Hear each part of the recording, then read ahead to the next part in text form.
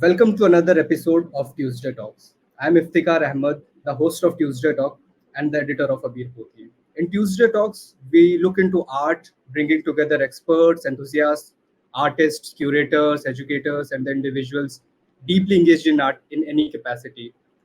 Today we have Jayesh Sachdev with us. He's a painter, sculptor, designer, creative entrepreneur, and TEDx speaker and design educator. Jayesh is also the founder of the multi-award-winning label Quirk Box and branding agency Quirk Box Design Studios. Jayesh holds the national record for having painted India's largest concept art and continues to practice as an international exhibit artist. Welcome, Jayesh. Welcome to Tuesday Talks. Thank you very much. Thank you for having me. Thank you, Abir.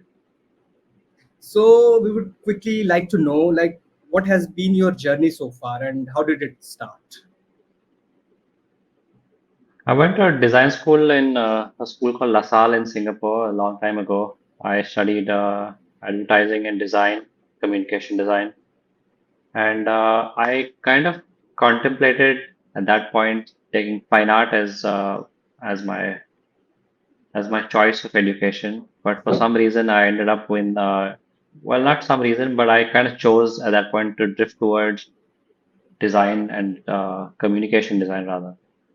And I worked in advertising and design after that in a studio there in Singapore until I came back. When I came back, because I had taken art as an elective, I feel like I was inclined towards it very much. I came back and while I was setting up my own design studio in India, I had some time at hand at the onset, especially when my studio was very nascent, and I used some of that time to paint and just draw and before I knew it, I had a large body of works, and then I started looking for galleries to exhibit, and then just over the years, that's how it kind of started off. Uh, I still have a design studio, and I gravitated at some point towards a wearable art label called Quirk Box, and we did fashion, we did lifestyle merchandise. Along the way, did some space design. Now I'm doing sculptures and murals and so, the thing about interestingly about communication design is essentially I'm communicating through design, right? So fundamentally, I mean, we see art, we always refer to artists as, oh, are you a sculptor? Are you a painter? And I don't know why we have drawn these boxes, for artists. Why are we restricting and labeling artists based on this medium of their choice? Uh, I feel like I'm very multifaceted in terms of the medium of my choice. I don't stick to a medium. I like experimenting and so my journey over the last, many years has been one of dabbling with many mediums as an artist. So it's a more broad spectrum of looking at the word artist, so to speak. And it's just been a very exciting, fulfilling space to be in because it's each time you choose a new medium to represent your work through, there's an enormous learning, right? Like, I mean, I'm not a fashion designer, but I've had a fashion label for a decade. So it's clearly very interesting to learn the new parts of different industries. And now as a sculptor, I'm learning a completely new game. So I feel like it's been a very exciting, fun ride.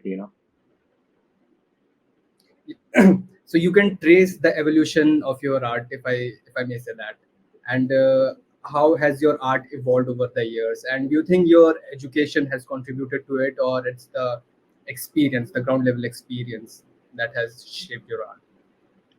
Yeah, I think it's definitely evolved for sure. I feel like in terms of in many ways in this thought process, in the style, the narrative, in the choice of medium, in all ways, I believe it has evolved as it should even. I'd be disappointed myself if I was stagnant at creating works that were very much like I did 10, 15 years ago. I feel like as artists, that's an itch that we have within us, right? To keep exploring, trying new things, and uh, that is what I try to do at least for myself. There's a playfulness as an artist that I try to try to imbibe and just keep true to myself. So I'd say definitely the work has evolved. Yes. Uh, to answer the second question, is it experiences or education? I think it's a bit of both. initially, I think because I schooled in Singapore, a lot of my influences were very like Japanese, Southeast Asian artists. So there was a lot of manga, and there was that style that was very influential to some of my work. Uh, but eventually, of course, your experiences become the sum of who you are, and you always people ask you, oh, what's your inspiration? And honestly, we're not inspired by one thing. We're inspired by our experiences, and as our experiences keep changing, so does the work, so does how we speak about it and what we create. And so I think, yes, I would say that the evolution has been both the trajectory of the geography where I studied, and then coming back to India, and the Indian influences again in my work. Uh, Both of them, and of course, certainly the experiences that you have with life, both good and bad, that kind of subconsciously become a narrative of your work. I don't consciously think about, oh, this is a subject I want to talk about. I think it's very subconscious. Many times after I've created a body of work is when I realize, in hindsight, where it may have stemmed from, even as opposed to, preempting, this is a story I want to talk about. I think it's very subconscious how I create. So I would like to know about your creative process from initial idea to final piece. Do you have the idea in your mind first, or you think while you are working already? So how does this happen with you? I would say I have a fair idea of what I want to create usually. A lot of my work has a reinterpretation of Indian storytelling. There is nuances of maybe fantasy Indian art. Some people refer to it as mythology. I refer to it as fantasy. You know, there's there are birds that are flying in people's stories in the context of Indian narrative. In Game of Thrones they call it dragons. Here we call it different things. So I think it's all fantasy. And you'll see the way I present those stories. So what I do in my work is contextualizing Indian storytelling, but in my own perspective of it. Just trying to add a new layer to how we see the same age-old cultural context. Uh, so that's been the body of work that I do create a lot. But the process is often about keeping some of these stories alive, but re-representing and repackaging them into a medium or visual language that is uh, intriguing, curious, that is not religious, that is not necessarily cultural, but uh, but has a context of it without actually being about it. So I start off by wanting to tell stories, tell the same stories, but in a repackaged format. That is very much intrinsic to my style of work, which has a very graphic uh, influence, because again I studied communication design and graphic design, so I think there are those influences in my work, even as an artist where I paint or the Mhm. sculptures that I create. There's a very graphical style, so I feel like those are the influences that persist even to now. But so the process is essentially about having a concept that is about retelling these stories and adding whole layers and layers of a whole chaos of what's in my head often, and uh, sometimes it's just you wake up with a dream of, oh, this bird was flying in the sky with elephants, and you know the story from childhood, but you see it Mhm. differently today. The elephant was flying up in the air because maybe there were balloons flying him off further up, and all of these are just some fantastical imagery that we as artists kind of uh, dwell in these worlds, right? And how do you kind Certainly. of stitch all of these stories together and tell it on a in a static format on a canvas?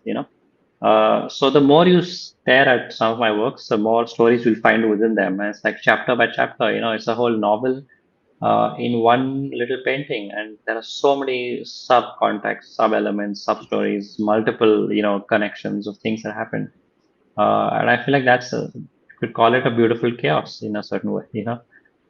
Certainly. So I work with that ideology, and then it translates in the work, and then Of course, while we are creating, there are things that you like, dislike, that you feel like you want to omit and add, just like any editor would in his story, right? So it's an evolving process even while I'm creating it. But I would say I do have a general understanding of what I want to create. Sometimes I could create a digital version, a sketch, just a whole color edition in a small size, just to know what it looks and feels like before I will start upon an actual piece.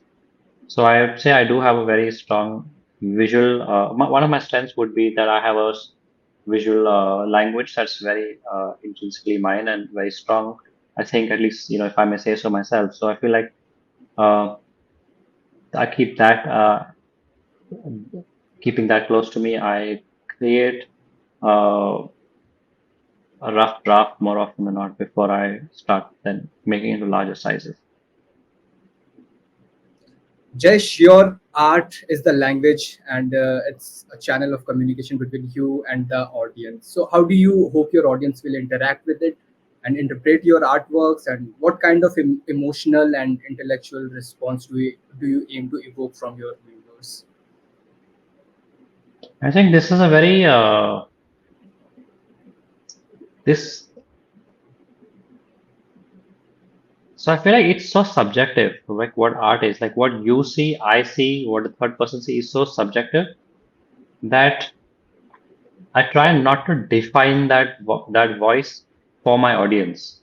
It's a story that I tell, but I enjoy the interpretation that each one of my audience comes up with. I have had people come into my show and say very, very different things, each one of them of the same work.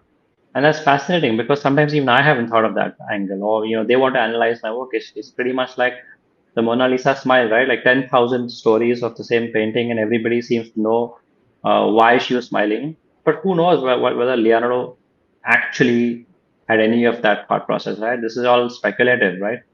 Right. So in the same context, I feel like I enjoy people coming to my work, see it, and have their own interpretation. And I might have one of my own. But if I start talking solely about that interpretation, what I'm doing is I'm planting a seed of thought into your mind for you to channelize your thought towards my thought. And I think that's unfair to my intellectual audience, and I like that if you have your own perspective of it, I'm very open to hearing what people have to say about that. And I think that's more exciting because there are, within my story, there are multiple interpretations of my work. Since my work isn't as straightforward as you see a cow and you call it a cow, uh, but given the whole whimsical pop surrealist uh, narrative of work, there is a room for each one of you to imagine it. So I quite enjoy that. And if you see my shows, I don't usually put out a concept note to them that is very specific to it. I try not to talk very deeply about my process of or my thought of the work because by doing that, I'm influencing a thought as opposed to letting you have your own. So I feel like, sure, I do have a perspective of my work, but I also enjoy hearing what other people have to say of my own work. uh, you talked about concept note, so I would like to take it to the contemporary context and the kind of art we see, and we call it postmodern age, where Yeah, there is art and there is idea. And yeah. I have seen your artwork; they are beautiful. And we also see sometimes artwork which is, absurd and which is abstract. So, in order to incorporate normal audience who are not art expert, so don't you think we need concept notes, and we need a role of curator coming up as a new thing? I feel like that is a bit of an age-old way of how people go and see art. Uh, when a curator or an artist, when you go to a show, for example, I mean, the thing is, if you see in the Indian context in general, our audience is very intimidated by art.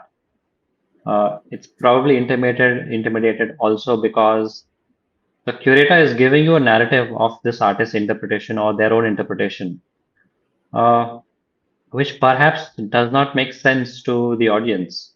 You know, let's say, like you said, of an abstract work, and the artist had a perception, interpretation, the curator had their own, and they talked about this to the audience that showed up, and the audience probably didn't see it. There may be a white blank canvas, and the artist called it, death, as maybe it's a white sheet that he imagined it to be, and he called it death. And the curator talked very deeply about death through a white painting, but the audience probably came there and said, "Oh, I see peace," or "I see white as meditation," or any such, right? So I feel like uh, that confuses the audience. I feel in a way, like because you might have and you're allowed to have your own interpretation of that work. So I feel like it might help for a curator or an artist to talk about that work, but I don't personally think it's a necessity. I don't enjoy being asked about the concept of my work, usually when I'm at my own show, because I want people to come and be like, hey, I want to ask them, what's your interpretation of my work? There's 50 people that'll come, and there's going to be 50 people that have 50 different interpretations. And I think that in itself is the experience of the art, right? There's 50 emotions to be evoked as opposed to one that I want them to or that I force them to, right? Uh, so I feel like when you allow the audience to come and just let their minds play around as well and make their own interpretations, you break this intimidation and you say, hey, come, there is no right or wrong answer to this, there's no one answer, there's no one glove fits all. So, uh, while there may be a need in certain contexts, situations for artists to talk about their work or curators, uh, it's probably a controversial opinion to say, I don't care for it. All right. So yeah, that's also that's I feel as well that new age art exhibitions and all these things, they have to be more engaging, and they must include audience in more engaging way. And here technology also comes into play. And talking about technology and the way you put up utopian dystopia at Bikaner House, and how you incorporated augmented reality, and that was something new, and we never had seen something like that before. So I would like to know where did this inspiration came from, and where is it heading towards, and what's coming next. So I'm not the guy who invented augmented reality or such, but I saw it before. I've seen it at some place, and I found the concept of it very exciting. I realized my work had the potential to be a work that would be very layered with the augmented reality. I also realized it's not something that was done in mainstream galleries. I'd seen it in a design setting. Uh, but I don't think a lot of the thing is we are often channelized as artists, like I said initially. We're put in a box, a painter paints and a digital artist does a digital work. But how do you fuse many of these mediums to make a altogether new experience for the audience? So I feel like I wanted to experiment and explore this space of augmented reality to see how much more the experience can be heightened for my viewer. One, two, the other thing being that uh, at your opening night or of for a show at Bikaner or the one that I did now in Bombay, Worli, you have like 200 people for each show opening night that come in, and over the course of the week, maybe you have another 500 people that come to see your painting, which is what 2,000 people from two shows, and we're a large population in the world, and how do you get your work to more people? So, when you change the medium, you add the medium of digital, you take it into a virtual world, you have more people that can access your art without having physically been present there, right? So this whole augmented reality thing was something that kind of caught on social media. It caught on in the virtual world, and people could scan this QR code onto my painting. My painting would come alive. It would animate, and then everybody's putting it on the stories and putting it on Instagram, etc. Just like it becomes viewed by so many more people. So the experience of this artwork uh, has gone to so many more people now by just adding a new layer to the storytelling. So I feel like as artists, we want our work to be seen by as many people as possible. Uh, and this was one of the way to increase that reach by by adding technology to it. And bringing that level of curiosity to it as well. Uh, so you don't just come in to see a static painting, but you come in to experience this painting in a new way. Right. That's why we go to theaters and cinema to watch motion graphics, right? We don't buy a ticket to sit in a cinema to watch a static photograph, but we watch a storytelling through motion graphics, and that's what I kind of try to create in my painting.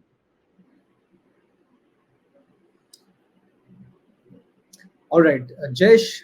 So, can you tell us about Quirk Box and how did it start and when did the idea came into your mind and what is going inside Quirk Box? So it's again, back to medium. I talked about how general audience is intimidated by art galleries. As a young artist, especially many years ago, when I was even younger, uh, I realized that there's this general gap between viewer and artist, or gallery and viewer, and art is generally or still is perceived to be very elitist. And how do you kind of make it a little more democratic? How do you get the common man to bridge that space between viewing art, experiencing art, understanding art?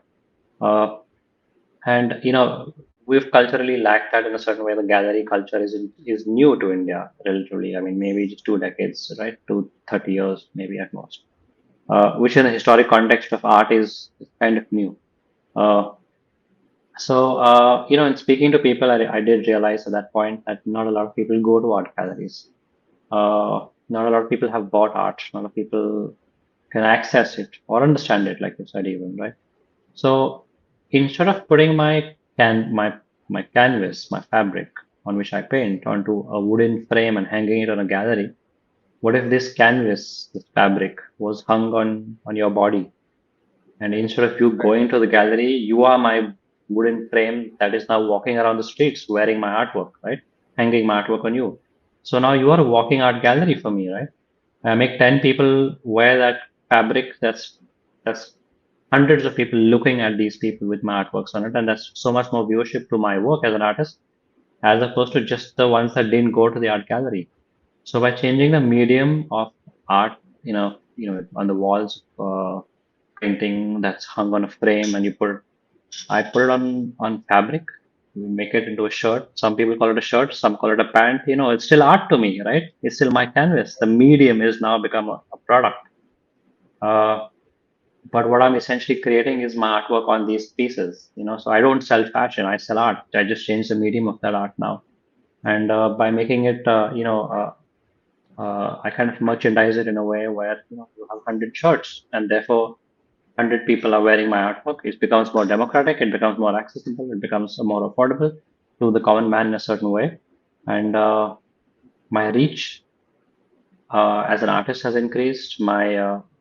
The experience for to see people wearing and talking about my work to now let's call it fashion has changed the way I sell or show my art, and that's how Workbox came into being. It was the concept of changing the medium of art. That's how it became a fashion brand. It was an experiment, and that I tried, and it kind of just catapulted into an enterprise in a way. And then we did Lakme Fashion Week, and we did like 8 seasons. We did Bollywoods, and we dressed all the celebrities, etc. And it got its own mileage, it got its own viewership, it got more and more people. That I don't know the numbers, but I'm sure we've sold several hundreds, thousands of pieces of clothing over the years. So that's more than any paintings that I've sold in my life, right? Uh, so it Which was year just a was it new way when of. it started?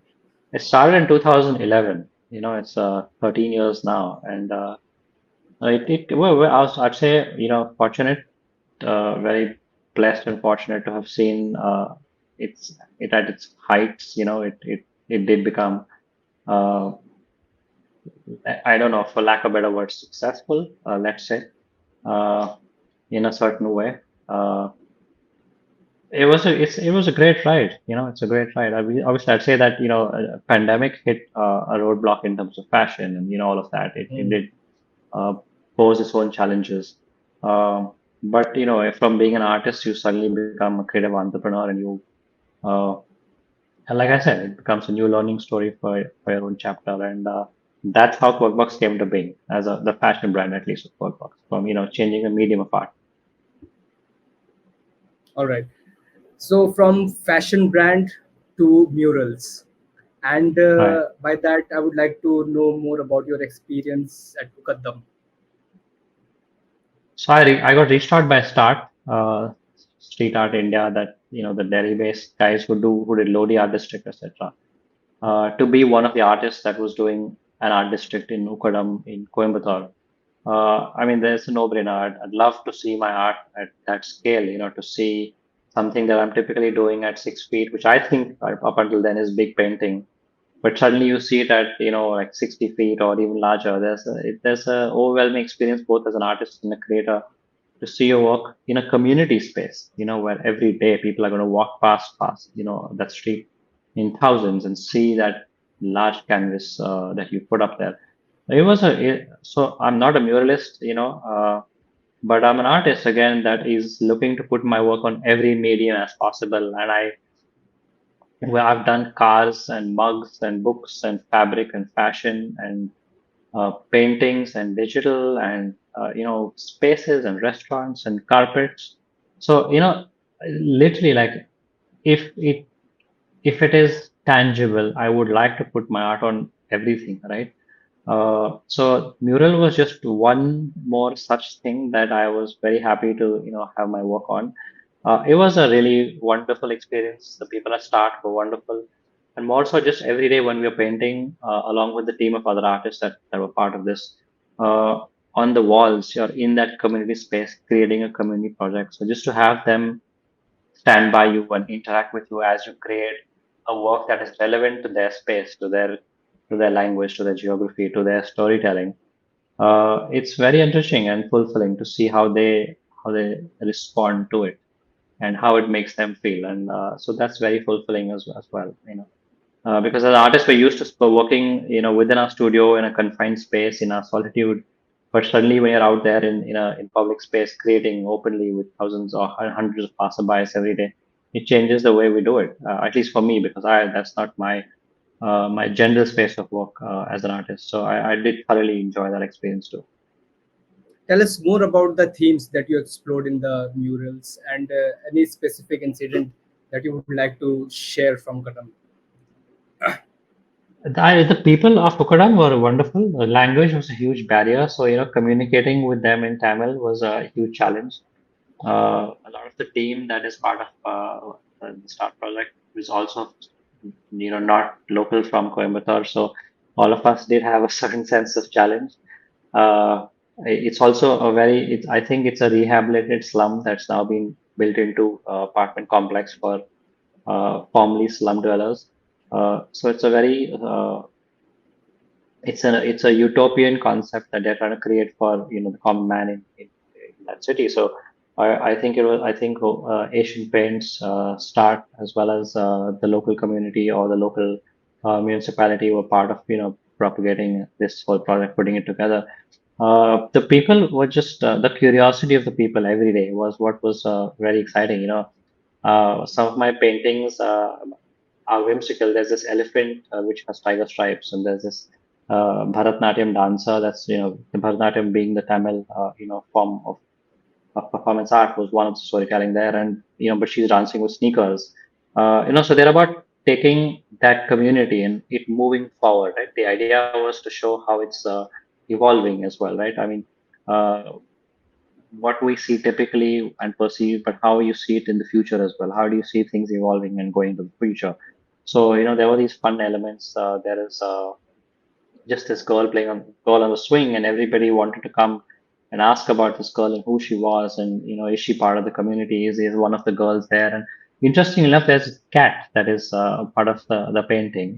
It's this green cat that is there from my utopian dystopia painting. You see this cat featured in a lot of my works, and there's an element of this large cat on this mural. And I remember these two kids walking past one of the days, arguing with each other, saying, "This is my cat." And that one kid says, "No, but your cat is brown." And this guy says, "Your cat is white." And they both argue with each other, saying that that is my cat. And I was very fascinated because this cat is neither brown or white; Cute. it's actually green. but they're both arguing, saying that he's drawn my cat, and so this is just going to stay with you, right? Like, I mean, how something as small as that, is was uh, relevant to their everyday existence, and it was just beautiful just to eavesdrop onto the, a little bit, or have somebody translate what they're arguing about as well. And they must have been, I don't know, 7 years old. So it just is. That's the beauty of, I think, public art, right? Which So, as a is in my own confined space, I don't find. Uh, you know. So that was great. Yeah. do you hope your art will have a lasting impact on the art world and beyond? Do you see that?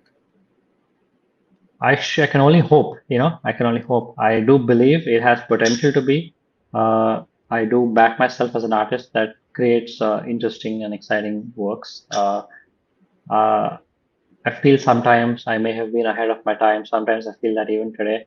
That's both a blessing and a curse, My work is not conventional. I'm not a conventional artist. I'm self-taught even, as an artist. So the way I think, the way I create, the way I speak of art is perhaps very different from how most may do. And I may uh, even be disliked for it for all you know. But that is what makes it authentic to who I am. And I believe that that is a voice that will stay. I know that I made an impact with Quirk Box, with such a simple concept of making art democratic through fashion. And I know I made a significant impact as an artist, in the fashion world, all of it. And I know that my design studio does some exciting work, with we're doing packaging for all kinds of exciting brands, big and small. Uh, so I'm quite confident that as an artist, in this space as well, I will perhaps, hopefully, most likely be significant too. And what does success mean to you as an artist, and how do your personal experience and worldview reflect in your artwork? I think success is having a sense of freedom. Uh, the measure is, in some ways, it's a measure of how far I have come from where I began. That is a measure of success. It also, for me, it's about having a sense of freedom. The freedom being, it could be resources to create and explore. It could be the freedom to have the courage to take risks. It could be the freedom with which I can create a story that is very important for me to tell. I think success is, I don't measure it by, the conventional yardstick of money and wealth and fame and such, while those are interesting add-ons to being successful. That is the primary yardstick. But I think freedom with which I can continue to create and explore and experiment, and being able to fail. It means I have the freedom to fail, that's definitely one of them. So yeah, it's a bit of a utopian concept of success. Well, that will be really encouraging to all the audience who are new into the profession and who are students, and maybe you would like to give them a message, like how to go ahead in the career in art world, I think it's important in to find design. your voice. I feel like it's very important to find your voice. You see a lot of art that looks like each other. There's a lot of art uh, uh, that's kind of old school in a certain way, and I feel like breaking the mold, thinking differently, having the courage to take chances, risks, being willing to fail if you must. I encourage people to fail because it means you tried, and it's the only way we learn. So I feel like for people that want to pursue this, there is an understanding that it's not easy for sure, like perhaps like any other field even, but there's a challenge being an artist for sure. You need a lot of patience and you need a lot of perseverance. And I would encourage people to have both those, just to be constantly persevering towards why they started this, to believe in themselves while maybe others don't, to back yourself and your strengths and why you do this, what it means to you. While it is simple as a concept, I understand it. That's in theory, and in practical, to actually do these things are a lot harder. But I'd say that I have also had my own share of being impatient and, times when I felt like I want to give up too. But then you have to kind of like tell yourself why you're doing this, and would you rather do anything else, and all of that, and a lot of uh, the answers are always right ahead of you. So to the new guys, I'd say find your own voice and just be willing to persevere for as long as you need to. One thing I forgot to ask while we were talking about your artistic journey, like what all challenges did you face in this journey as an artist? I think we face them every day. I mean that's just life, right? I mean, it's not like there were challenges. There are challenges as we speak, and there will be new ones tomorrow, right? The challenges change. It's just that. So when I started off, I did a lot of nudes, and it was very hard to get galleries to accept those as art. That was just one of the first ones. Then there were challenges of I'm not formally trained as an artist. Some galleries were not excited by the proposition of that, which is weird because in the West or in New York, they like the fact that I'm self-trained, uh, self-taught artist, and they want to sell me as a self-taught artist. Here, there is this perception of, oh, he went to such and such school. So, the challenges are always very different. Today, my challenges are different because I'm pursuing larger projects. So I'm running myself into different challenges, right?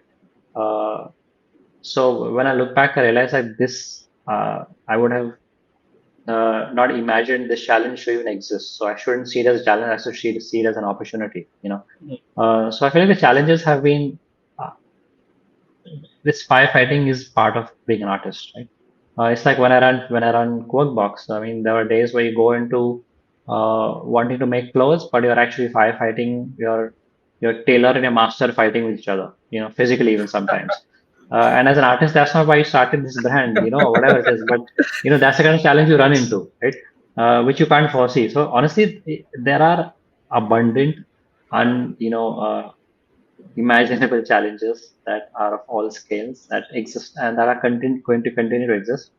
Uh, they're just part of the process. I think that the sooner we learn to accept that it's part of the process, the easier it is to perhaps adapt to this to being an artist. Right.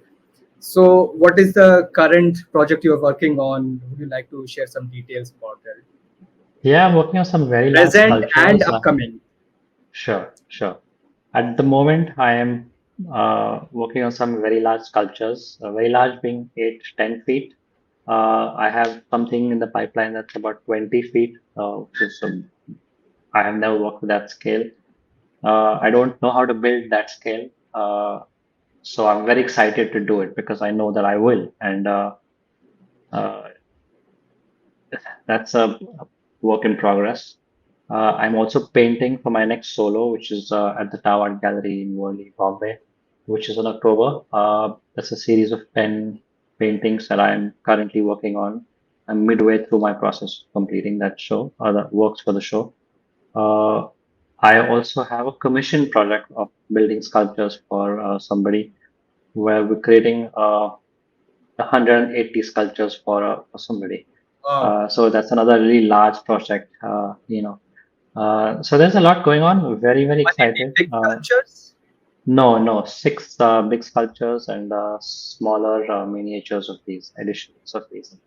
But it's a small tight deadline project, so it's kind of crazy, to manage all of these at the same time.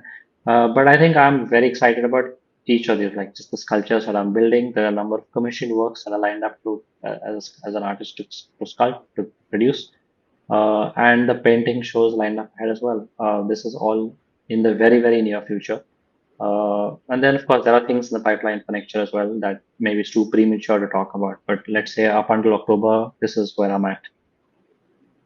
Well, thank you so much, Jayesh, for taking out time from your busy schedule, and that really means a lot. And we would like to wish you all the best in your creative endeavors with Workbox, with all the upcoming projects, and would love to see you more of your artwork in Delhi, in Mumbai, all over the world. You exhibit and stay in touch, and we'll definitely cover more about your exhibitions and you. Thank you so much, really. I genuinely appreciate your having me. Thank you so much. A real pleasure to speak with you, and I look forward to having you at my shows and just speaking with you at length about art and non-art as well in offline as well. So yeah, thank you very much.